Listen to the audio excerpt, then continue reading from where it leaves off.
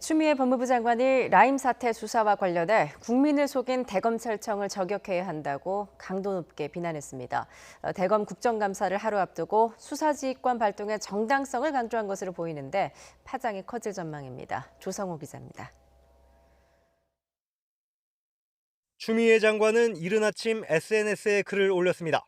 라임 사태 핵심 인물인 김봉현 전 스타모빌리티 회장에 대한 수사를 언급하면서 윤석열 검찰총장과 대검찰청을 직접 겨냥했습니다. 추 장관은 구속된 김 전 회장을 석 달 사이 66차례나 불러 여권 정치인에 대해 캐물었다고 지적했습니다. 그러면서도 야권 정치인과 검사 비위는 그 누구도 알지 못하게 했다고 주장했습니다.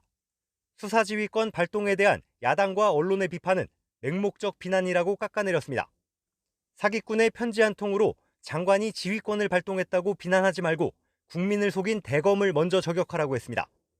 윤 총장을 향해서도 중상모략이라고 화내기 전에 성찰하고 사과했어야 한다고 질타했습니다. 앞서 추 장관은 윤 총장이 자신의 지휘를 따른 건 당연한 조치이며 다행스럽게 생각한다고 밝혔습니다. 하지만 하루 만에 윤 총장과 대검을 직접 비난하면서 검찰을 향한 공세 수위를 한껏 끌어올렸습니다. 대검에 대한 국회 국정감사를 앞두고 검찰이 잘못해서 정당하게 수사지휘권을 발동했다는 입장을 부각하려는 의도로 해석됩니다.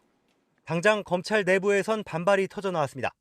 대검 감찰과장을 지낸 현직 부장검사는 내부 게시판에 올린 글에서 감찰 사흘 만에 검찰총장 관련 의혹을 확인했다는 법무부 감찰 결과는 상대방의 마음을 꿰뚫어 본다는 이른바 궁예의 관심법 수준이라고 비꼬았습니다. 그러면서 진정한 검찰 개혁을 위해서는 앞으로 현역 정치인이 장관으로 임명돼선 안 된다고 비판했습니다. 대검은 윤 총장의 사과를 요구한 추 장관의 SNS 메시지에 특별한 입장을 내놓지 않았습니다. 윤 총장은 내일 국감에 직접 출석해 라임 사태와 가족 관련 수사, 수사지휘권 수용 등 현안에 대해 자연스럽게 심경을 밝힐 것으로 보입니다. 윤 총장이 공개석상의 모습을 드러내는 건 지난 8월 신임 검사 임관식 이후 2달여 만입니다.